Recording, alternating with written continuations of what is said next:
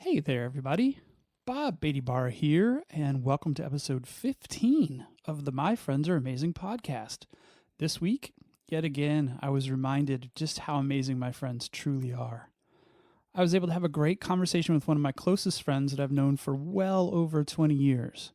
But before we get started, I just wanted to thank everyone that listens to the podcast. Remember, you can find the podcast pretty much everywhere. I'm still waiting for that magic approval from Spotify, but other than that, you can find it on iTunes, Google Play, you name it. Hit that subscribe button and drop me a line to let me know how you like the podcast. I think each one of the networks allows you to leave comments, so I would really appreciate that. So today, the podcast is brought to you by The Bob and Kevin Show. Kevin Jazeski and I have expanded our programming schedule to sometimes up to 3 broadcasts a week. So for our Monday episodes, we scour the tech headline landscape to find stories that are interesting, fun, and maybe even controversial. We also feature our YouTube famous quiz every Monday morning, so tune in for that. And throughout the week, we will offer bonus content. Sometimes we have a special guest and we talk about their area of expertise related to something that's current in the news. And sometimes we just talk about random stuff. This week, we talked about other interview programs, interviewing styles, and production value. We talked specifically, we started about talking about David Letterman interviewing Barack Obama, and then just kind of expanded from there. So anyway, to check us out, head over to bobandkevin.show and hit that subscribe button. And if you hit the bell, you get notified when we go live. So check that out. This week, my guest is Steve Clevenger. And Steve sent me this great little bio, and I'm just going to read it word for word because it made me smile. Steve Clevenger is a project manager, production manager, and approximately 47 other things at a small ad agency. When he occasionally comes up for air, he'd rather be sculpting, drawing, or painting. Steve is currently taking himself back to school to focus on some fundamentals, hone underdeveloped skills, and hopefully flex some new artistic muscle. Steve is a liberal with a conservative past, an atheist that was once a born-again evangelical, and briefly a Franciscan Seminarian. And he absolutely cannot believe how old he is, and yet still isn't really sure what he wants to be when he grows up. Most importantly, of course, he's been great friends with Bob Baty-Barr for well over 20 years. So let's just get into this because it was a great conversation about art, the creative process, and kind of, where we're all going in life. Let's meet Steve.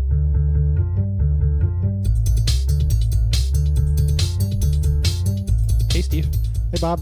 How's it going? Okay. So, you pretty excited to be on a podcast? No, pretty weirded out, actually. All right, so then let's start with that. Let's talk about why you're weirded out about it, and we'll see where that goes. So why are you weirded out about being on a podcast? Well, you know me pretty well. I'm not exactly a guy who spends a lot of time on stage, in a public eye, talking about me, except maybe over lunch with you, and, Well, let me put your mind at ease a little bit. Yeah. I'm guessing maybe 50 people might listen to this. So Yeah, well. All right, it's not a giant audience. I'm still working on building that audience up. So that cuts down a little bit, and then I picture you in your underwear at this point, and that helps or something? Well, I am in my underwear as far as everyone else is All right. concerned. So we should be good. All So name of the podcast, My Friends Are Amazing. Yeah. And sorry about that. Always been a giant fan of you as a person just because we hit it off so well when we first met. Hey, ditto. But one of the biggest things that I'm a fan of is your art. Okay. Tangible things that I'm a big fan of is your art. Yeah. And you have been taking some drawing classes lately? Well, not classes, just hitting a lot of life drawing, figure drawing sessions, really. I mean, they're not even workshops. They're just open sessions that people can come in and pay your $15 or whatever to sit there and draw nude models for 3 hours, usually is how long they last. So how do you find out about these open sessions? Strangely, they seem to be coming out of the woodwork at the moment. I tried to find stuff like this like years ago. I mean, like 10, 12 years ago, I tried to find some, couldn't find any. So I actually took a life drawing class at a community college at Wabansie, actually, just so I could do some figure drawing. And how long ago was that? That got to be 10 or 15 years ago. Okay, I mean, so a a long while time back. ago. Okay. And I would hear about something once in a while, but it was, way further into Chicago or something. Or by the time I checked one out, I heard it's like, yeah, they don't do that anymore. Nobody showed up. So I kind of gave up looking for it. And then, I don't know. I can't even remember where I heard about this one. Somebody told me about the one in Naperville Art League. Somebody just started one there. So is that your regular? I would call that my most regular. Yeah, just because it's the one I started at. It's not even my favorite really, except it's a pretty short drive and it's perfectly timed Sunday morning, like 9 to noon. So it's a way to start the day, and I still feel like I have most of my Sunday left afterwards. So it's kind of well timed. And so what's your ideal one? You said it's not your ideal. Well, it's not my ideal one because the guy who runs it, very nice guy, and I've told him to his face it's a great service he's done for the rest of us artists, starting this thing up. And but he works on somewhat more abstracted kind of stuff. He draws very quickly. He spits out a lot of them over the course. So he's not very interested in long poses, and I am. So since he MCs it, since it's his gig, he's like, all right, we're going to do this one for 1 minute. And if you don't want to do it for 1 minute, he's like, fuck off. It's not that bad. I think a couple of us, mostly me, I think actually talked him out of the 1 minute.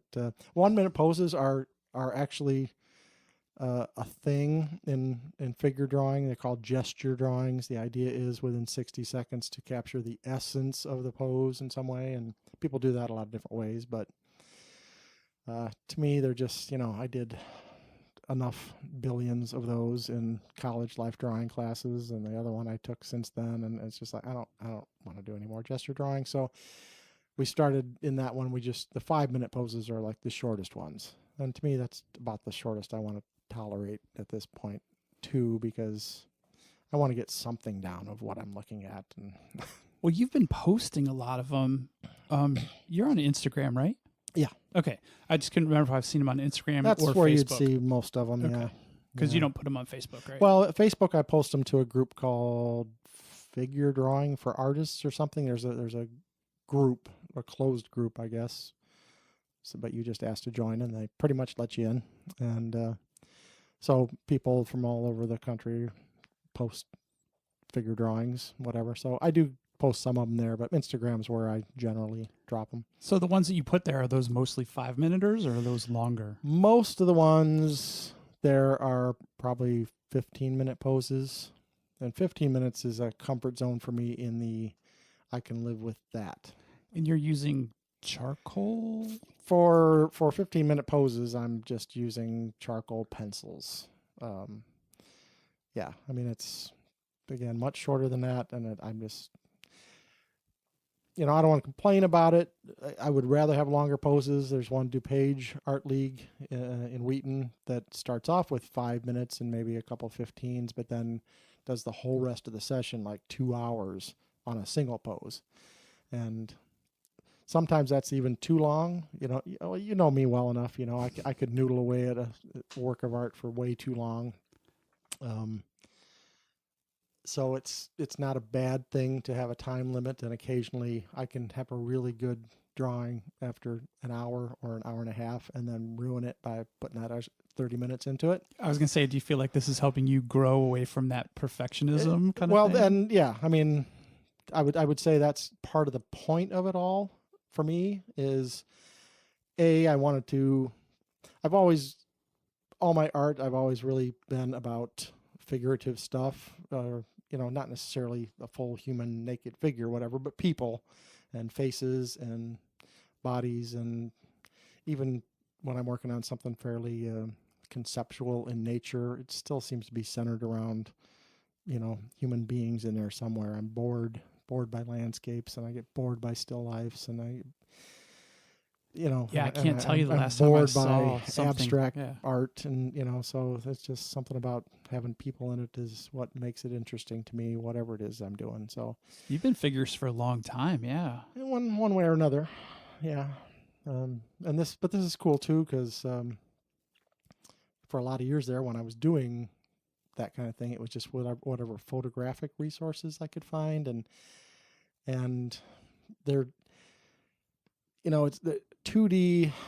Even though you're drawing a two-dimensional figure, it's only seeing something in 2 dimensions really changes your perception of it. And it's also somebody else's light too, right? I mean, Somebody it's a else's captured moment light, in time. Yeah.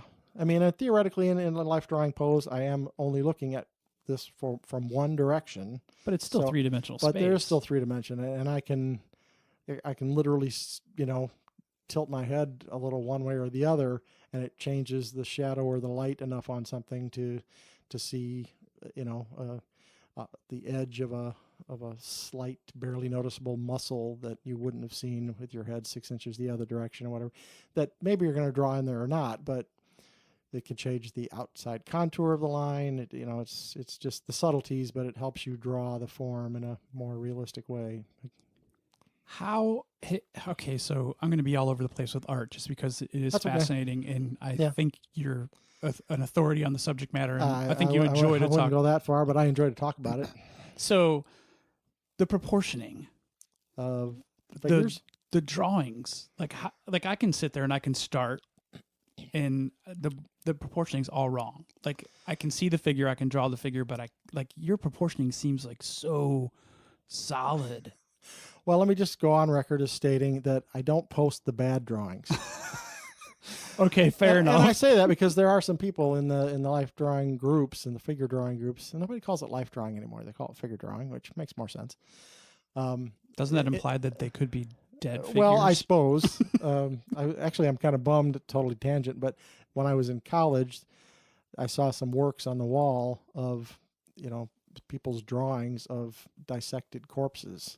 And it was a medical illustration class. All right, that makes sense. And I'm like, I wish I had known about this in time to have taken that class, because I didn't really know what it was. I'm sure I saw medical illustration and thought that sounds boring, and maybe 90% of it was. But they went to a place where people dissect bodies and spent afternoons drawing. Attention to detail on that's got to be giant. Exactly. So it was so cool. I wish I had taken that. But that was a total tangent from proportioning. Yes. And and I struggle with that some myself, just again because of the speed I'm working at. I'm not satisfied with what satisfies a lot of artists that are drawing this stuff. You can end up with some very rough stuff, and people focus on different things, and I'm probably stupidly trying to both study anatomy and come up and have a nice drawing at the end, both. And it'd be a whole lot easier if I could focus on one or the other. So how would you just focus on the studying of anatomy in that situation? I wouldn't worry so much about, thickness versus thinness of lines. I wouldn't worry about the extraneous lines of, it's hard to describe exactly, but some people will start building the figure kind of like how to draw books that you can find on the shelf, where they're for cartoon characters even, it's like they're drawing the center radius. Right, it's the big circle for the chest, and then the triangle for the pelvis, and some people start with very rough kinds of, and it helps them with proportioning, and it would probably help me with proportioning if I did that, broke it up into big shapes like that. But then at the end of the drawing, or when the 15-minute bell goes off, which you is might still always see 5 those. minutes too early, I still got all those other lines in there, and it doesn't look like it could be a good work, a good study of anatomy or a good study of proportioning, but it's not a good finished drawing. And so I need to. So you forego that for the sake of the finishedness in the 15 Well, and minutes. I don't think it's necessary to do that way, to work that way with the shapes and the that kind of thing, because the way I was basically taught was, you should have your eye on the model at least as much, or maybe twice as much, as you have it on your paper, that you are really studying. I've seen people watched people sitting in the room with me, whose eyes are down on their page, 2/3, 3/4 of the time versus how much they look up at what they're drawing. So do you feel like they don't capture the model as much when they do it that way, or They don't capture the model as much. The problem is they're not drawing what they see. They're drawing what they think should be there, drawing what they already know rather than, it's like you start drawing and you have some idea what a foot looks like and you just go ahead and keep drawing that foot without actually looking at the foot you're drawing. And that guy might actually only have 4 toes. Well, no, but well, that's always possible. He might get up. He might end up with a foot that looks like a foot, but it might be completely missing the fact that this other, the model's foot was actually turned at a little bit different angle, or the big toe is so bent you can barely see it under the second to the smallest toe, or those kinds of details. It's like, it's fine if he's just like, hey, I made a good foot, that's fine. But I'm trying to, again, both study. This is a boring story to me, but no, I'm kind of doing a a back to basics kind of thing. It's a weird thing to say at 50. I almost said 55. I'm fucking. Can I swear? Yeah. There's no rules. Fucking 56. Okay. Well, gosh, I thought you were going to say 57. The way you got so frustrated. To be fair, you just recently had a birthday. Yeah, my 56th birthday. I'm kind of going back to basics. Where, I mean, again, me. I overwork. I focus too much on too much detail sometimes, which isn't a bad thing in and of itself. But I kind of miss the forest for the trees occasionally in that way. And so you think you're kind of smelling the roses right now? Is that? Well, it's almost a bigger story than that. What I'm seeing is my income post-retirement and thinking, well, that's a lot closer than it used to be. Maybe I'll be working another 10-ish years, give or take. And I'm not going to have a shit ton of money socked away come retirement time, but I am going to be done regardless. And I also know that when I don't have enough to do, and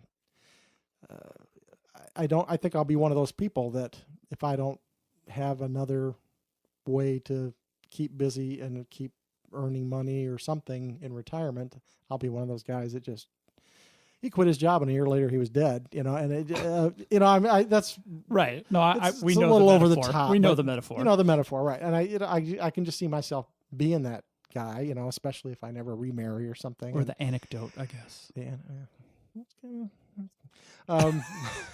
But no, I'm literally looking forward to this idea of, can I make at least a part-time income in retirement by selling art and everything else? And, okay.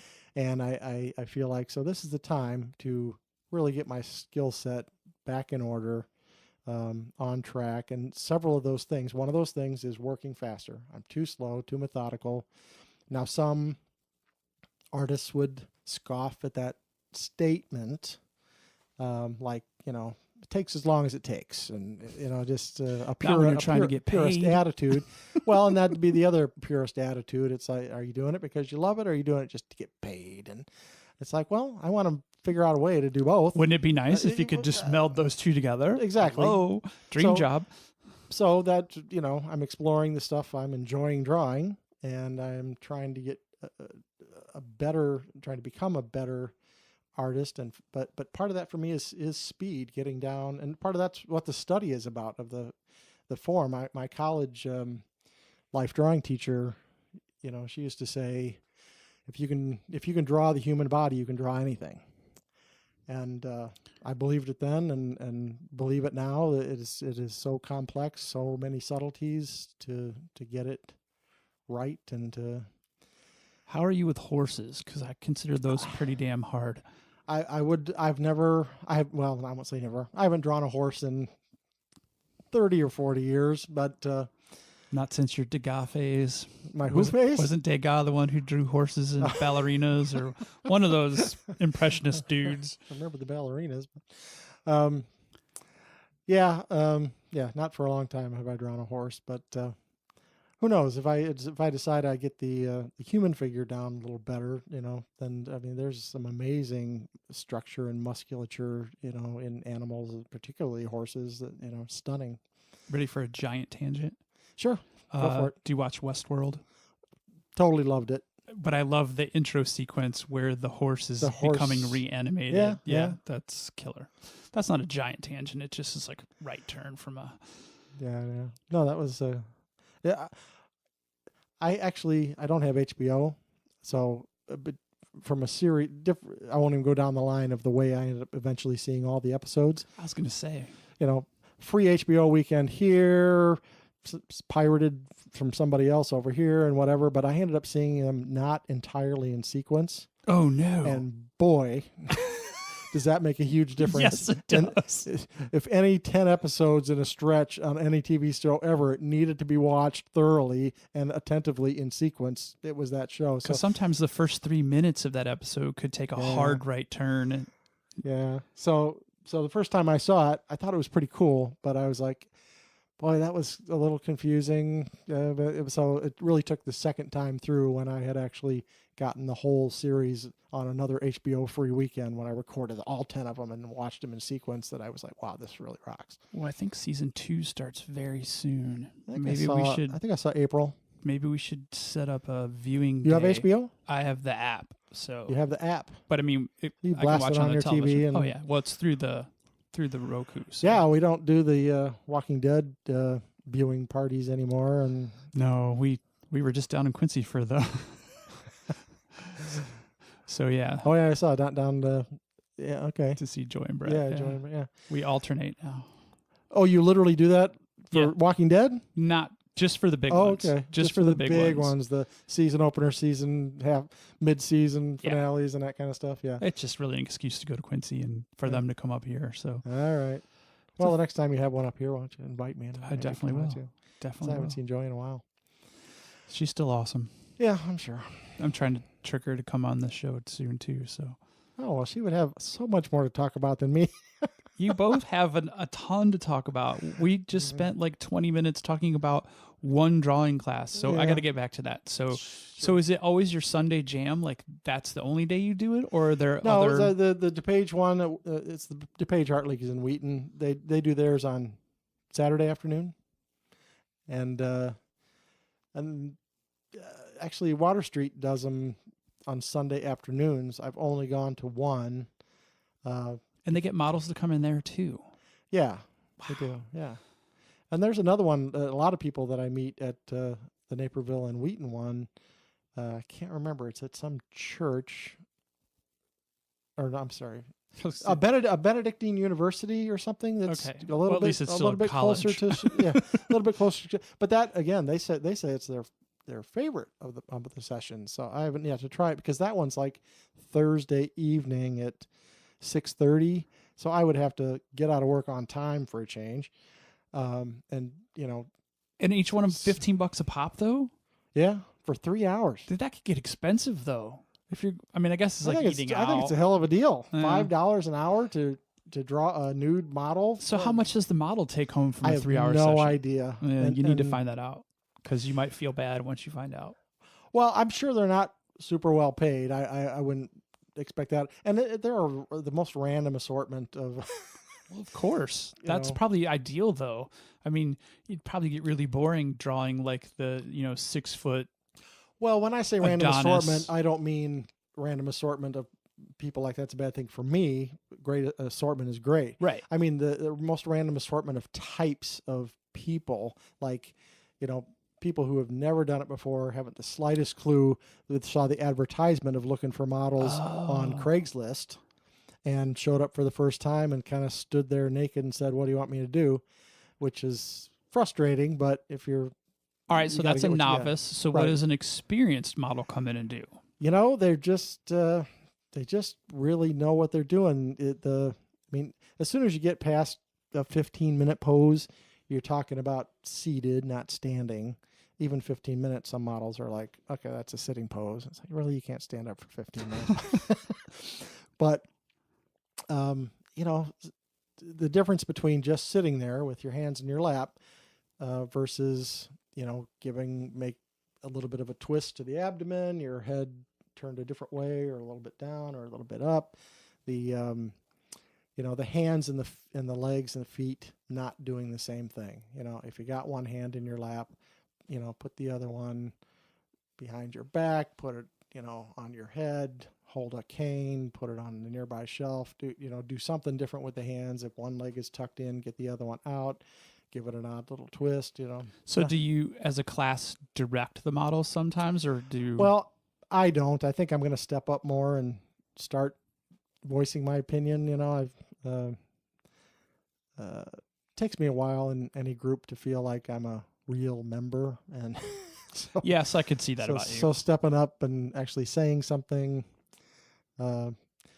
especially when the actual moderator is making some, instructions, like, no, you really need to be a little more direct with these people. This is a boring pose. Would you do something with your foot? Would you do, not rudely, but they need to be a little more direct. And so each group has a moderator? Well, I mean, just the person who is organizing it all. Is organizing it, but the guy at Naperville, I mean, it's his volunteer time. He came up with the idea, decided he wanted a model, so he hey, let's start a group. And so the $15 that everybody pays goes directly to the model then? Well, the model, I'm sure, has a fee, whatever it is, not like she doesn't get half the door. Yeah, I imagine sometimes so few people show up. I imagine they take a loss on that session. But again, because they're at Naperville Art League, DuPage Art League, whatever I'm sure whatever the model is, whatever above and beyond what the model got paid goes to the Art League. If it was a down week, the Art League pays the difference. Is my assumption. I don't know that for a fact, but I'm pretty sure that'd be how it works. Yeah, so it's... Have you ever considered going on the other side of the canvas? As a model? Yeah. No. Why not? It's kind of like paying it forward, backward. I don't know. Yeah, nobody wants to draw this. That's not true. There's always interest in... I should have known you would ask that question somehow. It's my job. It's what I do. Yeah. No, I'd be a little too self-conscious for that, which is weird because I've drawn people of all ages, shapes, and sizes over the years. So, but when they're well below an attractiveness level that anybody would really argue with, I'm deeply impressed with their self-confidence and yeah, I don't know if I could. I'm a pretty outgoing individual, I think, most times, but I just don't know if I could go there. Yeah. Well, I'm not going to say names. No, there's an artist we both know that models nude. Oh yeah, I know who it is. And a few weeks ago, I saw she was going to be the model at DuPage Art League, and I'm like, she may even be okay with me showing up for it, but I'm just not okay with that. Well, that would be weird because, circles, your social circles, I don't... But again, I think her spirit about it all is about 100% open and artistic and professional and everything else. So I don't think she'd have been the least bit bothered had I showed up. And I'm not quite there. Some people are just raised differently, and those things are hard grained in them. And I've been trying to beat the Roman Catholicism out of me for a lot of decades, and it's a slow, painful process. All right, so another art-based question. Yeah. Sorry, but so as an outsider looking at your art for many years now, I think it's over 20 at this point. Well over 20. Yes. Shh. Your ability to capture light and shadow, has that always been a thing? I think of that painting of the boy, no, it's not both boys. It's just Aaron, right? On the dock with the fishing one. Oh, it was Nathan fishing with my dad. The watercolor? Yeah. That looks like a realist almost painting because of the lightness and the light and shadow. You've always been awesome at that. Would you say you've always been good at that, or it's been one of your strengths? I would say my desire and ability to capture it, I recognize, how do I say this? I know I'm asking you to brag about yourself. And Well, no, that's but really- it's not that. It's like I agree with you about the result, but it took me way too long to get there because I don't really know what I'm doing. I just keep at it until I get to where okay, I so want it to be. So that goes to exactly where I was going with this, though, because when you're charcoal drawing, some of those really quick ones, Yes. some of the things that I love the most about it is that there's this highlight that you can see and there's this shadow that you can feel, and Right. it builds the shape like that. Well, and that would be years of practice and knowing. I mean, I like I said, half of why I'm doing this is to get the pencil moving and not be all perfectionist and move it faster and try to learn. You know who Frank Frazetta is? He's one of probably the most famous fantasy art painter. Oh, okay, I know illustrator his of all stuff. time. Yeah, for Used sure. to do Conan the Barbarians. Conan, Yeah, that okay, kind of yeah. stuff. Lots of brawny warriors and half naked women with giant butts, and just which is just unusual in to a strange degree for his time. But one of his famous quotes, probably the only quote I know of his by heart, is something like, knowing what to take out and knowing what to leave in is what separates the men from the boys.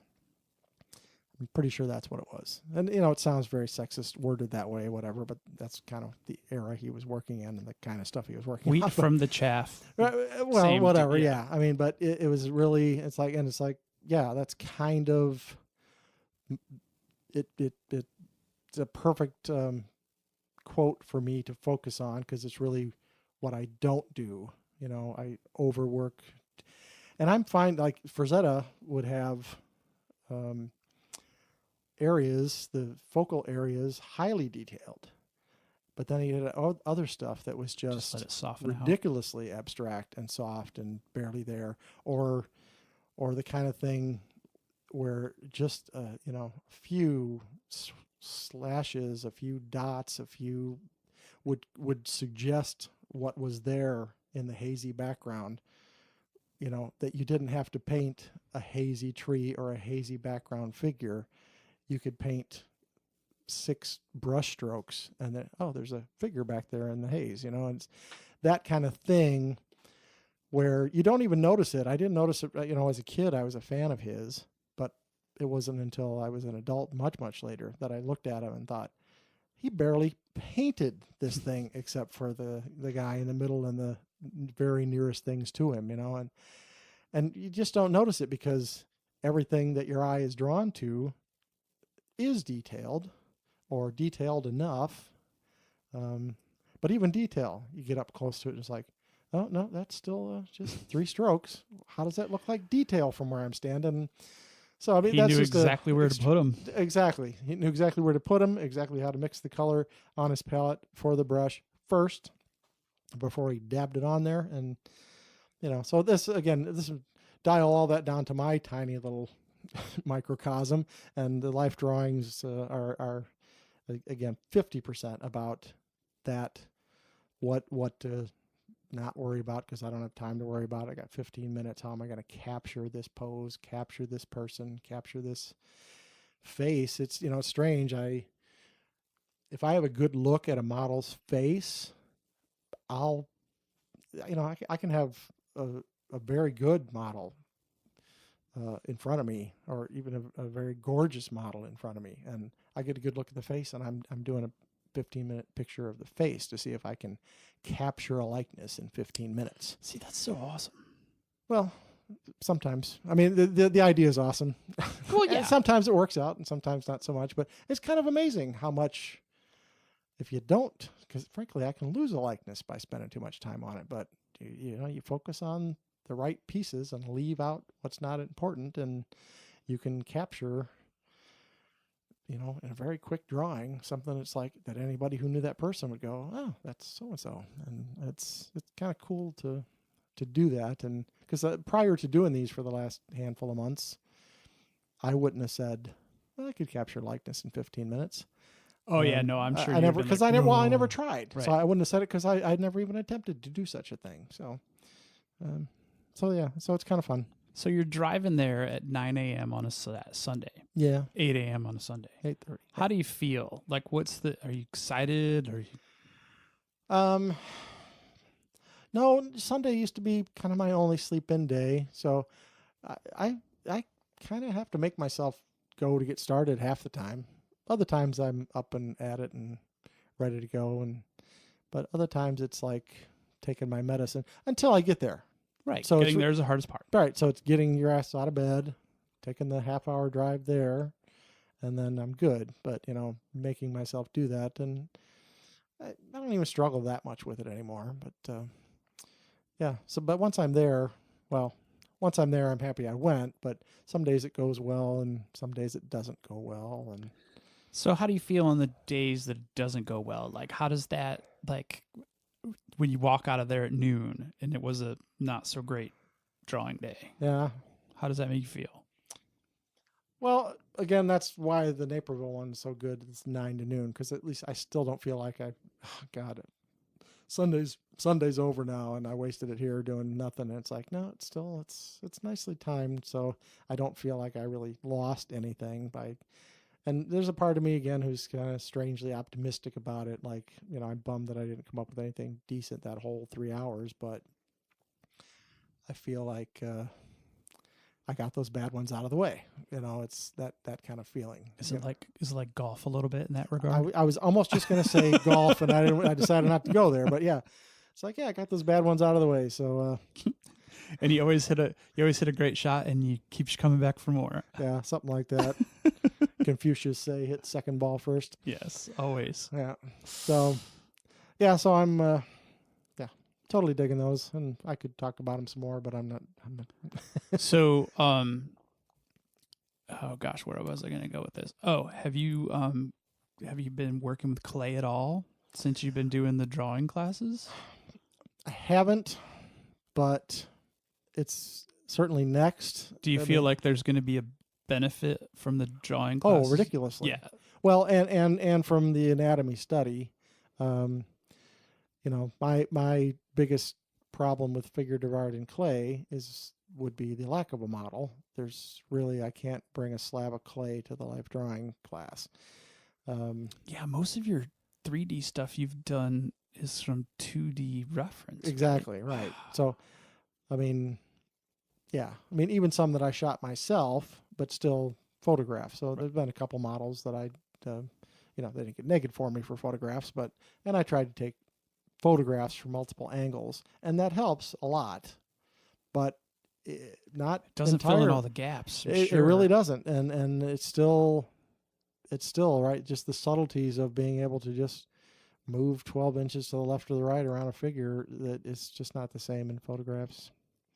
So if I ever got serious about figurative sculpture, I definitely would have to work out some live model. I have to get a real studio first, probably, to make that happen. Or well, does your place have a basement? It does, right? No, the new place does not. I'm in a 1-floor condo, upper floor. So. Oh, why did I think that had multiple? Are you still right behind Strang? The old Strang. Old Strang? Sorry. Yeah.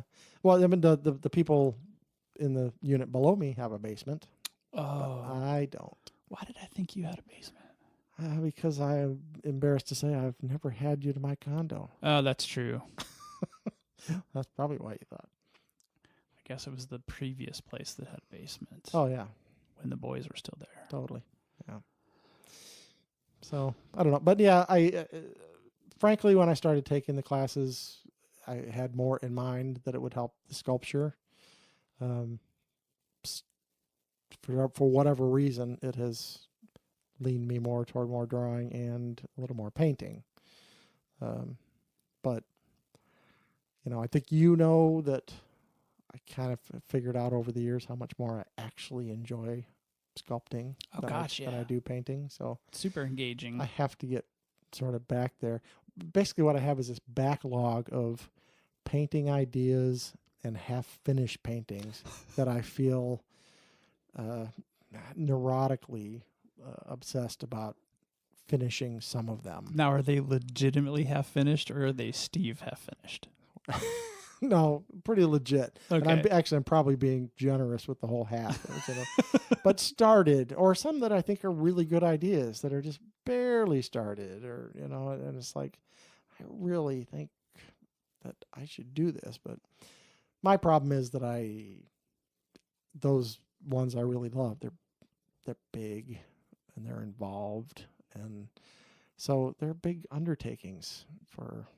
Are you doing them as oils or all over the place? Yeah, whatever. I mean, there was one that I started in acrylics, whenever, that's been 5 years ago, I put it to the side. And so I broke that out, but now I'm going to go back into it with oils now, because I'm just going to be faster that way and get the results that look more like I want them to look than I do with acrylics. So, yeah, I don't know. It maybe take the rest of my life and not to get to the backlog of started stuff or ideas I wanted to do, but I don't know. I guess I just felt like I needed to knock out a couple of these paintings that have been sitting around forever before I moved back into focusing on sculpture. So, all right, at this point in your artistic endeavors, Yeah. how many paintings or pieces of art have you sold? Oh, in my life, maybe 3. Okay, I was just curious. Yeah. I mean, Did you sell Kettle of Fish, Fine Kettle of Fish? I did. You did sell that. Yeah. Crazy, huh? Who bought that? I can't remember their names offhand. That's okay. They literally saw it hanging on my studio at Water Street Studios. Oh, so it was a walkthrough. When I had their, well, not at the time. They saw it then and couldn't afford it. And years later, when I haven't had a studio there in 3 years, they talked to somebody. Oh, and they tracked you down. Jaime, actually, there, and said there was a guy who used to have a studio up there. And of course, Jaime wasn't even there when I was there. But did he know the painting? Or he knew somebody who had talked about it, or he asked the right person or something. But so, yeah, they started trying to describe what the painting was and where my studio had been. And so he sent me an email and got me in touch with those guys. And they literally, I was kind of blown away. It's, for the listener, it's a pail of dead fish that it's have been fucking brilliant. Yeah, not even just dead, after having been filleted. So it's, fish heads on filleted bodies and in a whole garbage pail in a fish cleaning house. But these guys had seen it. It was a young couple, so not the guy and his wife were totally into it and didn't have any money, and came back like 3 years later to see about buying it when they did have the money. And, it wasn't all that expensive, but still, it was just like, I never in my life has anybody sought me out, or something I did sought me out to that level where we connected and they came over and they had the cash in hand and walked away with the painting, and they couldn't have been smiling any bigger. I'm like, really? It's because it's awesome. That was you hung. That was in your first hung show, right? That little place, was it Oswego or where was it? There was that little tiny gallery. I feel like that was one of the. I don't even remember. I may have submitted that one to the Norris. I think it was in Norris show. As well. Yeah, that's all. But I think it was some other tiny place before then. You could be right. I don't know. I can't remember. That's my fanboyness right there. And too many years ago. Yeah, so I mean, that was impressive. Actually, the first one I sold was in high school. Somebody who was a judge at a high school art show said it was a big picture it was a big watercolor of a strawberry shortcake, which was just a watercolor copy out of a magazine photo. But was it a Steve watercolor though, with this purest, least amount of watercolors that you could possibly imagine? No, I mean not like you think of that one of Nathan fishing with Grandpa. This is me in or the junior in high school or something. And Raggedy Andy was also that one too, which again is years later. But so no, it was not nearly that detailed. But for a high school junior, it was a pretty good watercolor. And I don't know. He just saw it and he's like, "Oh, I totally want to buy that and give it to my wife to put in the kitchen." And so, I probably sold it for $20 or something, but I was a junior in high school. So what's your most unique piece that you probably in your opinion, your most unique piece that you've done throughout the years?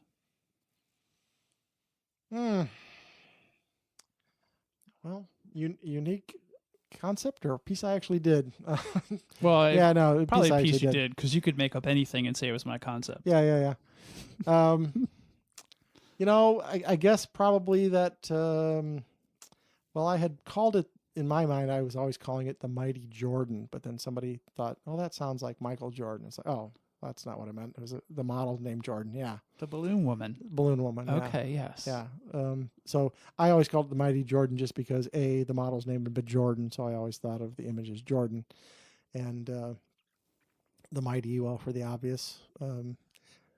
Just a young woman looking up at the string of balloons in her hand that are actually cinder blocks and not balloons up there, so they're floating, and it's just this idea of just a tremendous optimistic take on things, and which was completely unusual for me, so that's why I was so inspired by it. I decided it was the turning point in getting over my divorce. Really? Yeah, because I dove pretty quickly into some darker things at the time. Not that I mean, again, you know me, I've always done darker things, but were you still married when you started that, or no? No. Gosh, time really has gone by. Yeah. No, that was a couple of years post breakup, and when I had the inspiration for that, it was like it just felt like I had turned some corner about things are looking up and whatever. So, so that one was like half 360, right?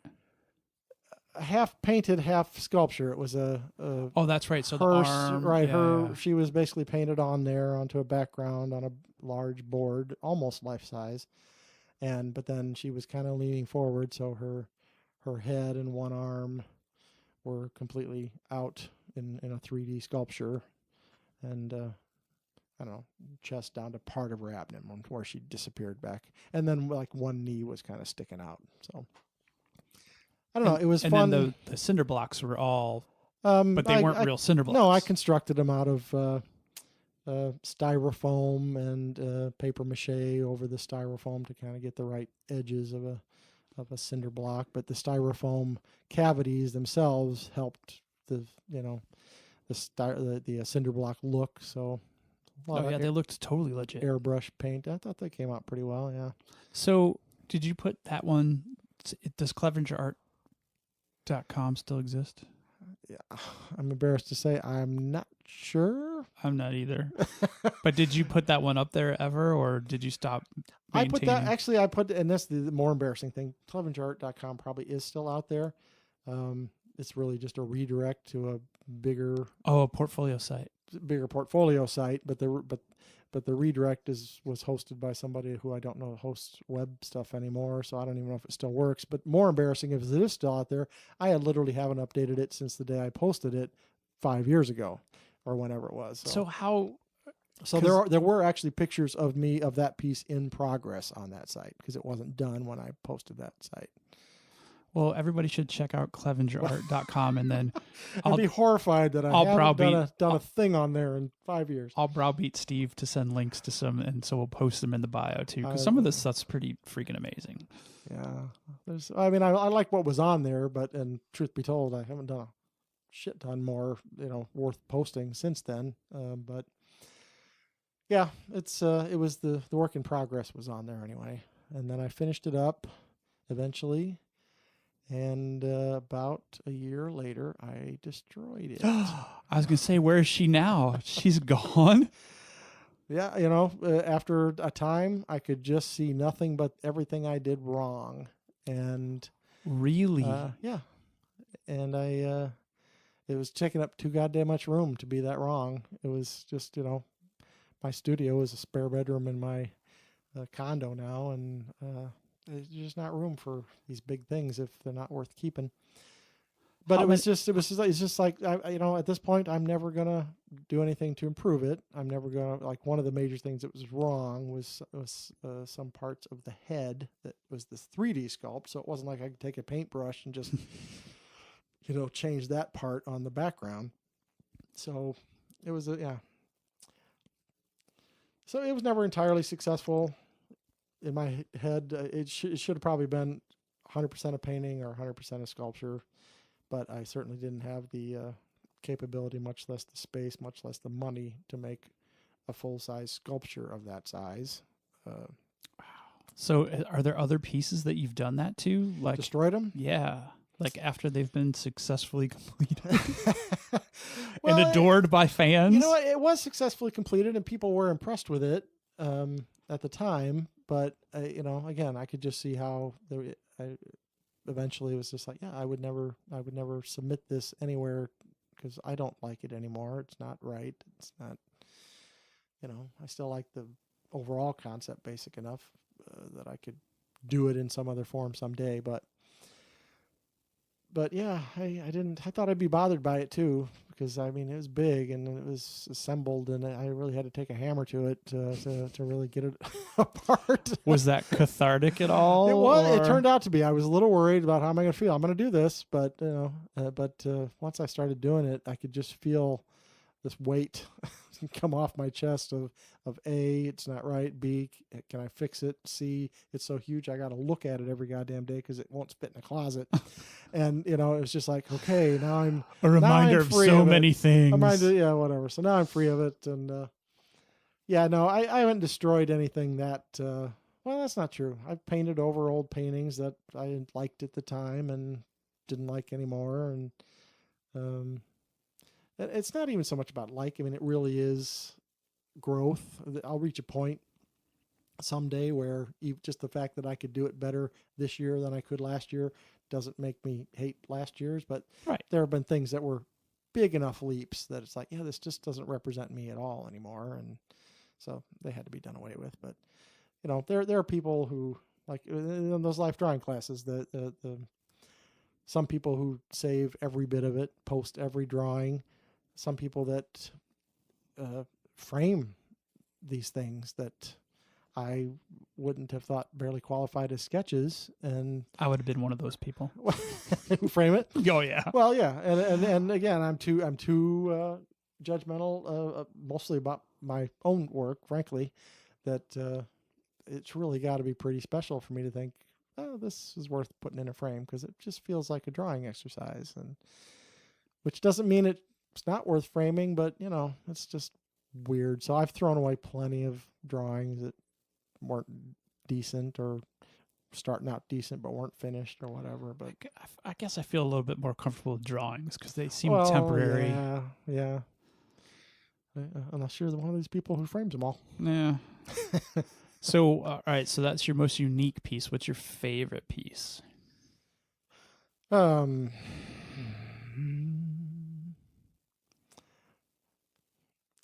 guess I would say I haven't made it yet. Oh. Yeah. All right.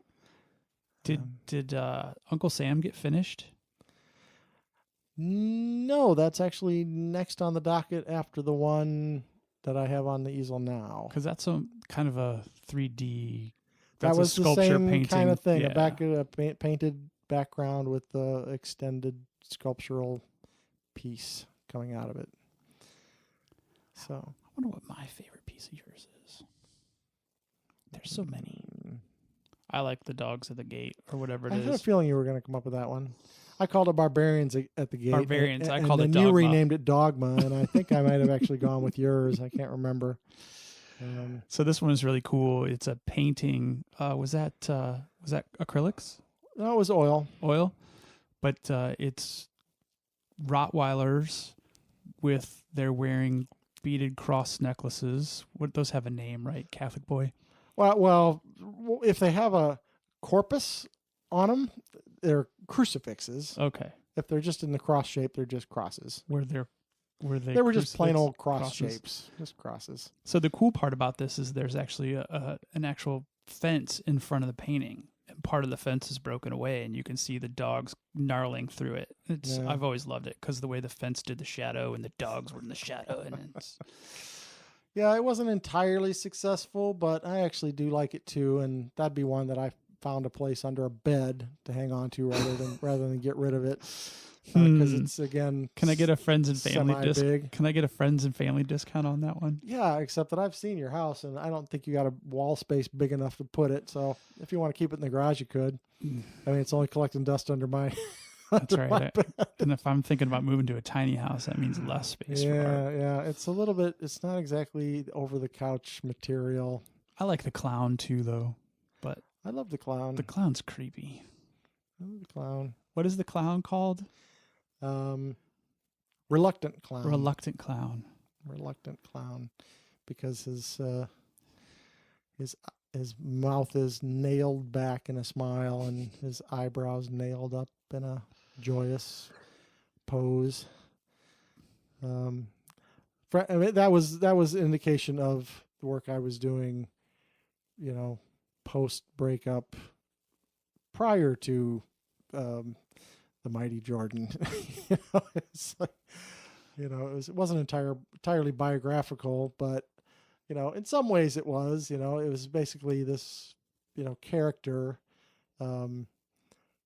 putting on, painfully nailing on this expression face, to turn toward the world. And there were months there where it was like being at work or being in the studio or greeting strangers, and it's just like, yeah, I'm putting on the happy face.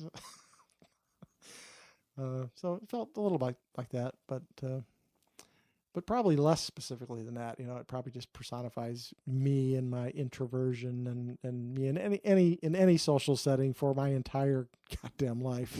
So, yeah, there's a certain part of me that responds to it in that way. All right, so how much of your artwork, I mean, obviously every piece is a little bit of you in there somewhere, but how much, looking back at it and actually even looking forward to it, like how much of your stuff that you conceptualize is going to have that autobiographical component to it?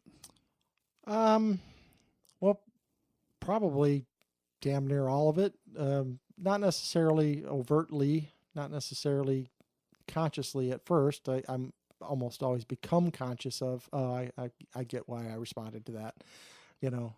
So I'm not like trying to, but it's certainly, there has to be something of that to any artist, I would think. I know there's some that do it much more left-brained, that I'm trying to, they're trying to express something about form and color and whatever, that it's, but the things that I get most jazzed about, that I think are my coolest concepts and I most want to do, it's probably because of the level I personally relate to it and respond to it. And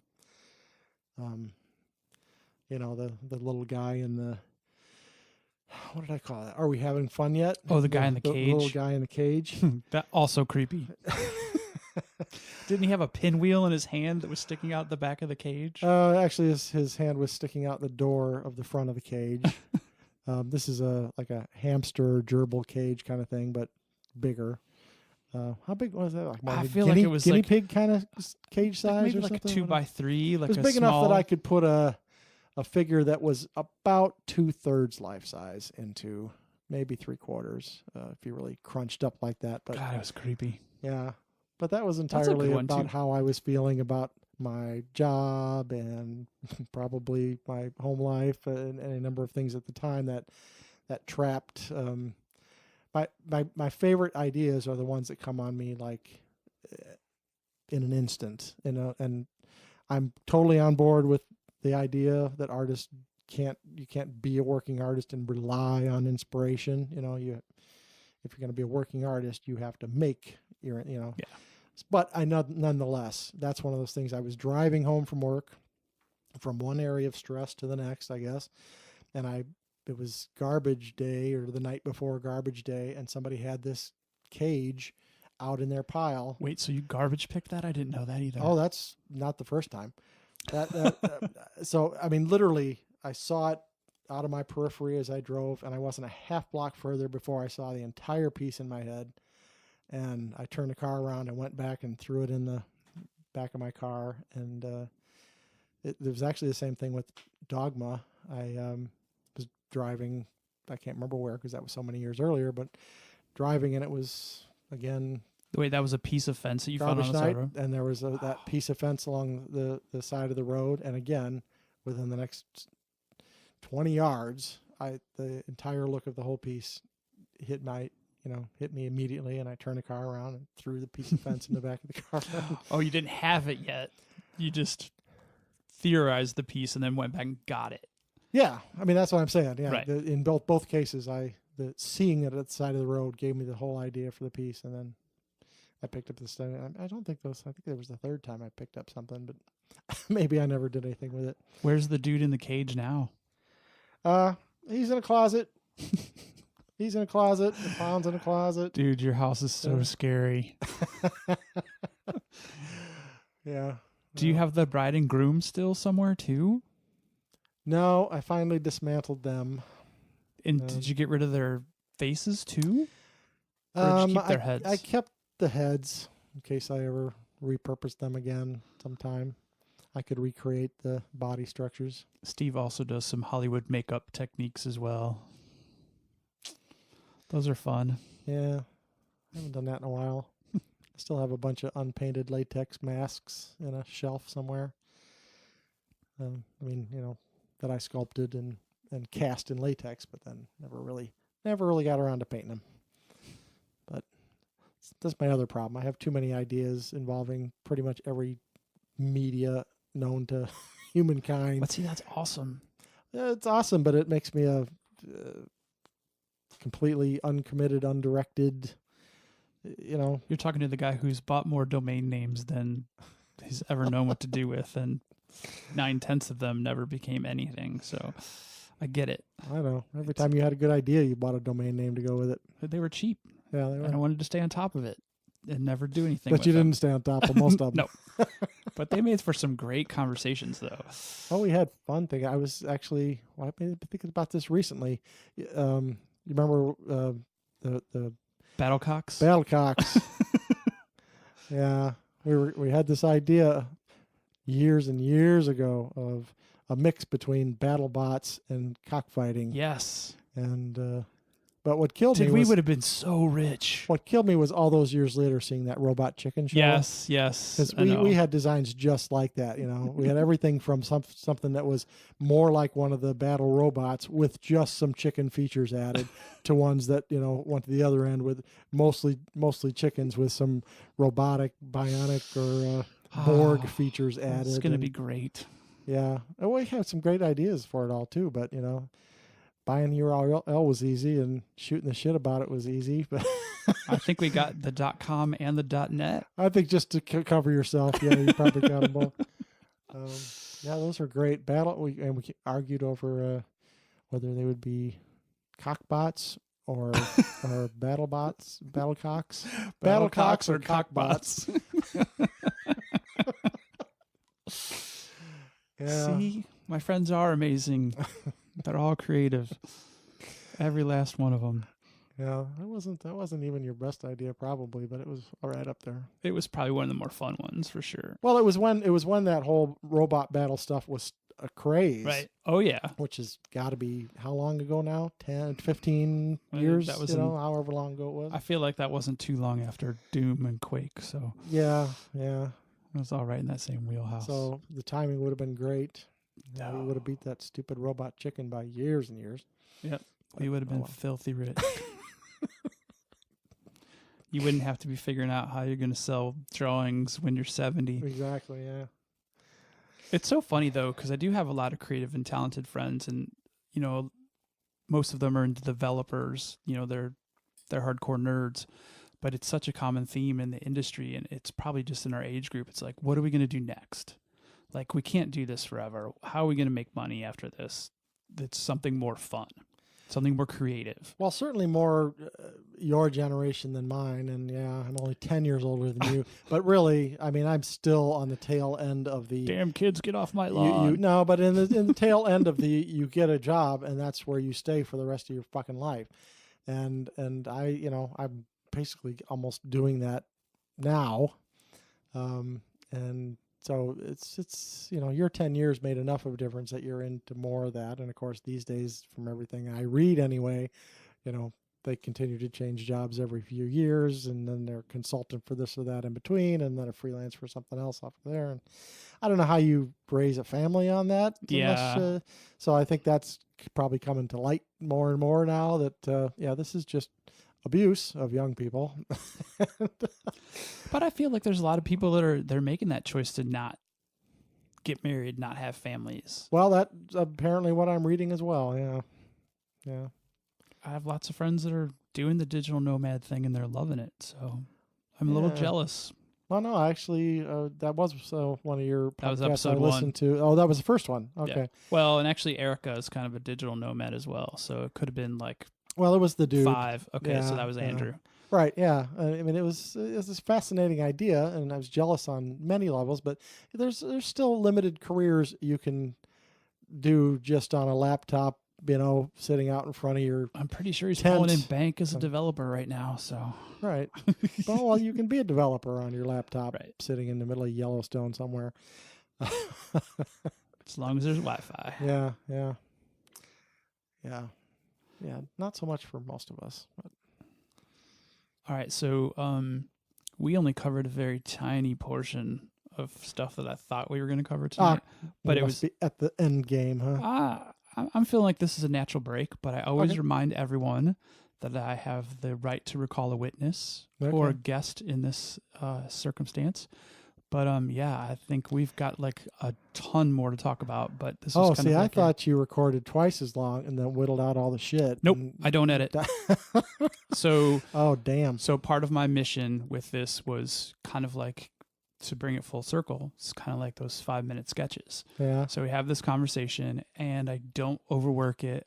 I put an intro and an outro on it, and then once I get your bio and pic, I upload it. I'm not in it for the editing.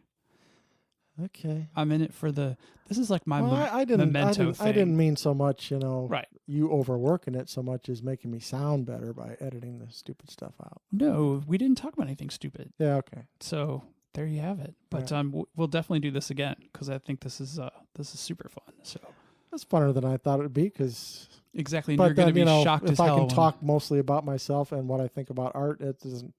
I can fill up an hour on that without batting an eye. And that's only one tiny sliver of what makes you amazing. So you want to leave everybody with a parting thought? You can say no, but the floor is yours. How about another one of my favorite quotes about art, which is, a painting is never finished. It just stops in interesting places. That's awesome. Thank you. All right. Thank you. Okay, so we talked about a lot of art there, and I'm hoping that you all hung in there this long because I'm going to tell you where you can go see some of it. You can go to clevengerart.com. That's CLEVENGER art.com, and that's going to take you to his carbon-made portfolio, and you can see some of actually quite a few of the pieces that we discussed on the show today. Not his recent figure drawing class stuff, just because he hasn't updated his site in a while, but I really hope that you enjoyed this conversation about art and the artistic process and how some people feel like they're just not good enough when many of us actually are way better than good enough. So, Steve left us with some great thoughts, and I had a lot of fun doing this, and he will definitely be on again because we didn't even cover stuff that we've done together throughout our friendship, only briefly there for a while. So tune in next week for another episode of My Friends Are Amazing. Thanks, and hit that subscribe button. Later.